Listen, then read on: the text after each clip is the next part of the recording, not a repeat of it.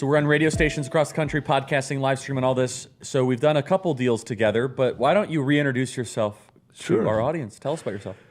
Well, it's I had an organization that primarily, the easiest way to say it is we set captives free, both physically, those who are being trafficked or abused, those who've been affected by pedophiles, both in the U.S., overseas, Middle East, Southeast Asia, south of the border.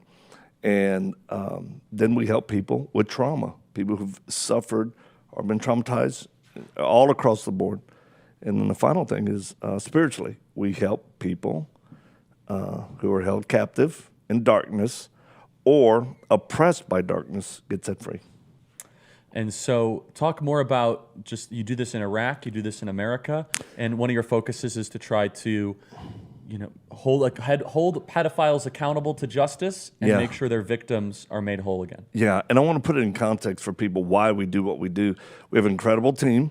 Our COO, our Chief of Operations, retired from Delta. His last 10 years in the military was as a troop commander at the unit, and over 1,000 missions, never lost a man. And he's one of the best hunters I've ever worked with. So, the manifestation of darkness, both in our country and others, is when people, evil, go after children.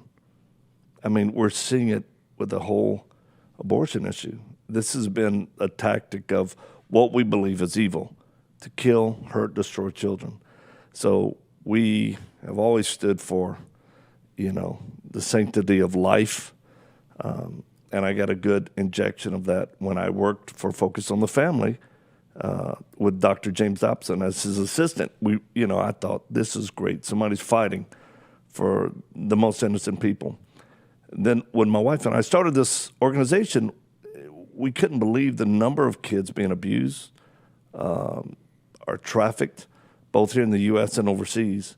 We've been doing this now for 20 years. So, wow. Yeah, while there's plenty of organizations and people really out there talking about it, we've been quietly doing it in our way for about 20 years now. I was getting an IV yesterday at our friend's place. Yes. Prana, which is great. Great. Best IV place on the planet. Right there. If anyone's ever in Phoenix, got to stop by. And the lady giving me the IV, she's like, I watched Victor's documentary, and I just cried myself to sleep. So tell us a little about that. I mean, you've been doing this for a while. Front lines, in pretty, let's just say, heavy theaters. Yeah, I think we got best known several years ago when ISIS invaded Iraq, and, we deployed there as a high-risk nonprofit organization. We're a ministry. We developed a safe house. We brought in Free Burma Rangers and then turned them loose. And that's about all you can do with Dave, watch him go. Another great organization. But I think people started recognizing, because I would post things. I remember doing a post live. I wasn't very good with the whole social media, but I'm like, hey, this is Victor Marx here in Iraq. And you can hear shooting behind me, and it's ISIS. And I hear somebody go, hey, that's ISIS. I turn around. I'm like, oh, yeah, that's them. Hey, I've got to go. We're about to hit a village where ISIS is. Are you in the car when this is happening? No, I was standing outside of it. So they were dropping mortars on us, trying to defend their position. We were embedded at the time with the Iraqi army. And our niche was, we're not there to kick doors open. Shoot people in the face. I think some of that happened, but our goal was to reach women and children who had been held captive. And most of the girls, we were just there more recently, and within 48 hours of being back in country in our safe house, a girl who had been abducted by ISIS 7 years ago, one of the ones very difficult to get, she got free. And we had her in our house 48 hours after we had boots on the ground. And she was 11 when she was abducted. Her parents were killed. She's now 18. Beautiful girl. Broke nose, broken back, and the biggest smile you ever seen. And I said, why are you smiling? She goes, I'm free. So that really, again, we feel like God's hand of blessing and favors upon us with a great team in order to do his will this way to fight the manifestation of evil.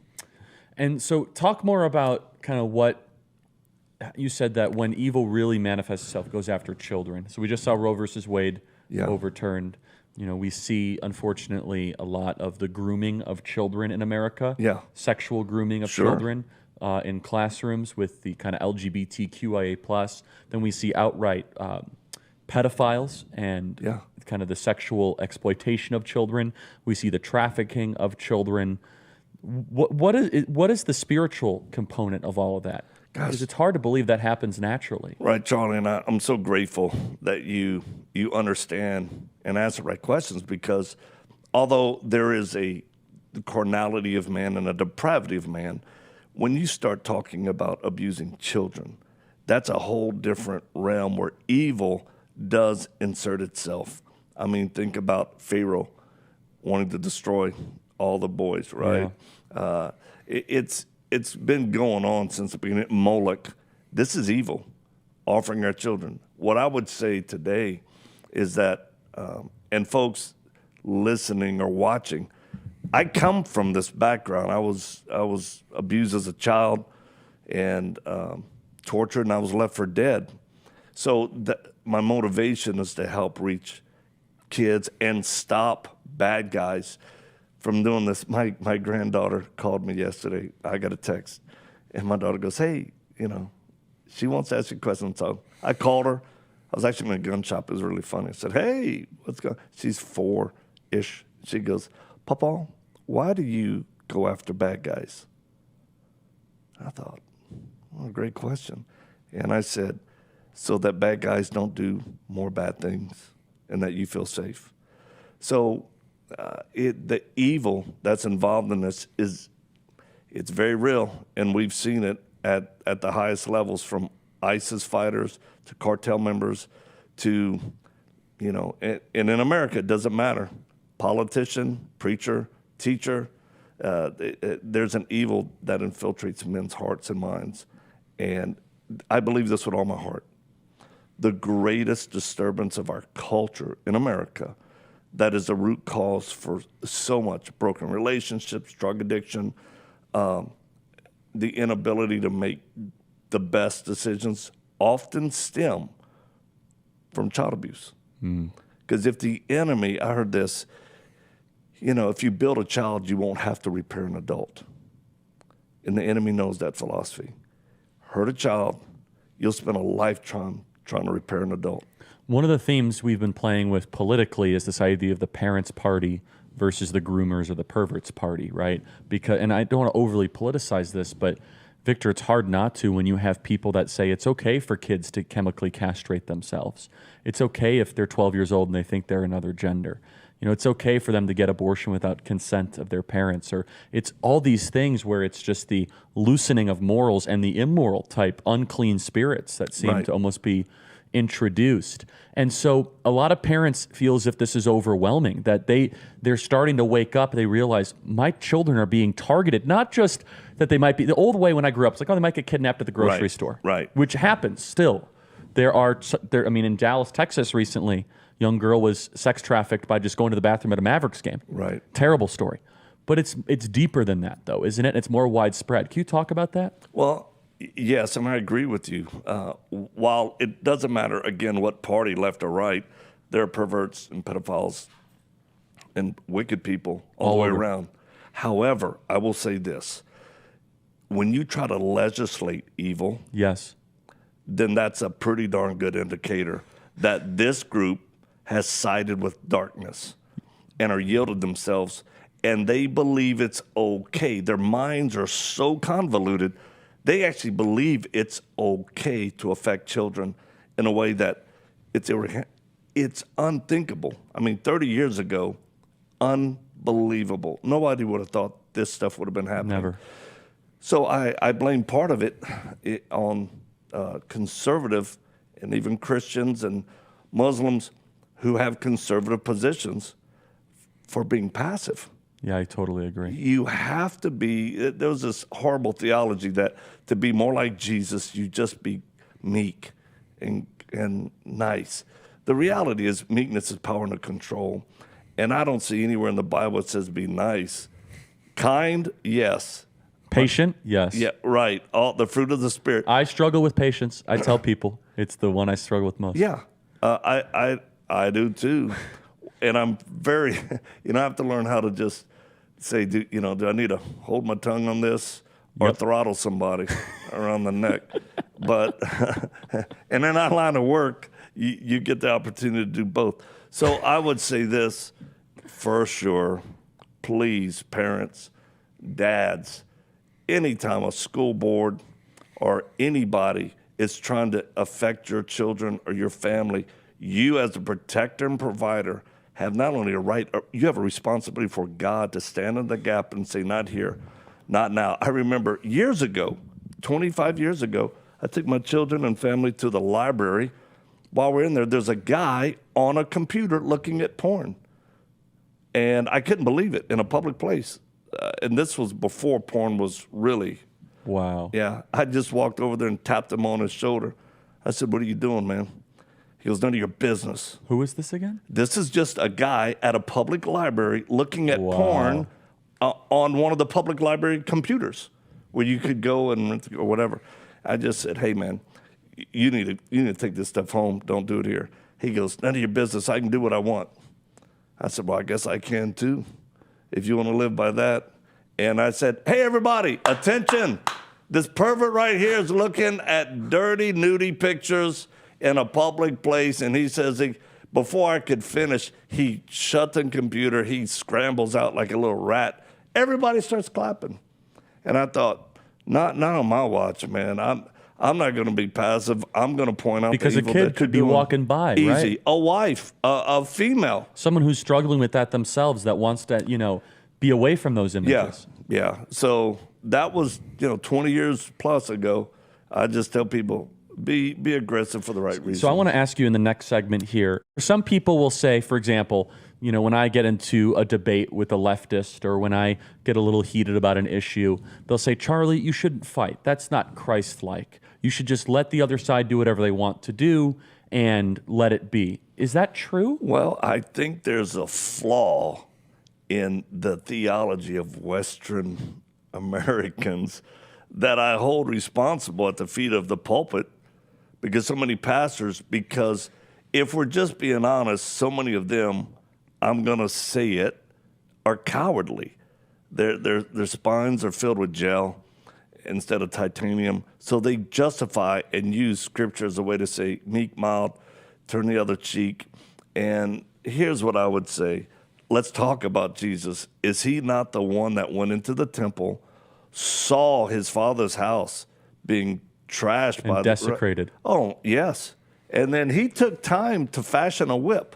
I always like that. He took time. I think he was just looking at the people he was going to be smacking with it, going, oh, yeah, you're the ringleader. You're going to get this one.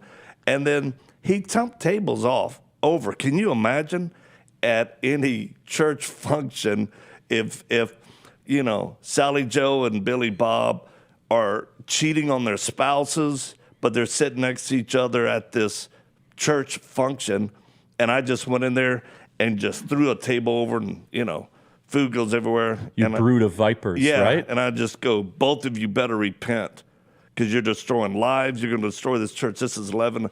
Man, people don't believe in that anymore. And although that would be an extreme case, I have been very forthright in saying, come on, people. We give a nod. And again, I think part of it is it's why pastors don't talk about certain issues because you can't impart that which you don't possess. And if they're not living a right life, I say no purity, no power. They don't want to stand against certain things. And it's not about perfection. That's interesting. Yeah. So what do you mean by that, no purity, no power? And then tell me about the perfection deal. Yeah, well, it's simple. The Bible talks about sin that you want a clear conscience. I mean, a man can sin, a woman can sin without consequences on the outside, right? Yeah. There's secret, private sin, public sin. There's 3 types of sin, right? But you're conscious always will work against you. You open a crack for the enemy come in and just hassle. That's what he does. He's the agitator, the prosecutor. Right? Yeah. That's what it literally means in Hebrew. Accuser of the brethren, Yep. the oppressor. And this causes problems. So I believe that the Christian, even just yesterday I was in the Gospels. I listened to all 4 Gospels. You know, I'm over here just trying to spend a little time. Mini sabbatical. Yeah, and I love listening to the Gospels. So I listened to all 4. And one thing that stood out was when they came to arrest Jesus. And it was Peter that lops off an ear. And Jesus said, put the sword back in its place or its sheath. He didn't say, melt that thing down and turn it into, a fan. He's saying put it in its place. Because there will be a time. There will be a time. And later he told his disciples, hey, y'all are going to be traveling on the open road. If you don't have a sword, sell your cloak. Y'all need to get one because there will be evil, wicked people that will try to attack you and stop the mission. Therefore, you will need to use that as a form of true self-defense. And one of Jesus' harshest teachings was about the abuse of children. Oh, my. No, people don't want to remember that one. It's better that a man have a millstone tied around his neck. Now, listen, because I've worked in other countries, I've seen what they do to offenders of children, from being tied up and beaten in public to all the way to being killed.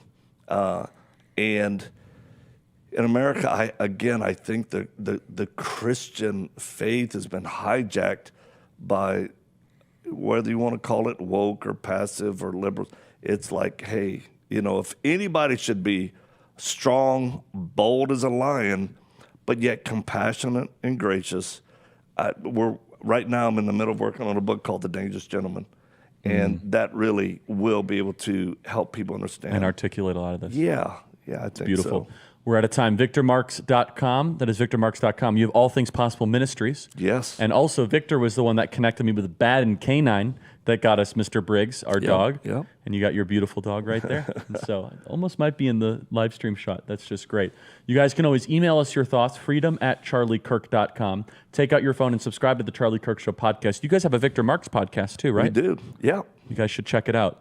Thank you. Victor Marx podcast. As we say goodbye to our national radio audience, you guys can always subscribe to our podcast 24/7 on demand, Rumble, Getter, and yes, we are on Real America's Voice for the first 2 hours every single day. So we see you guys there tomorrow. Thanks so much. Victor, thank you. You bet.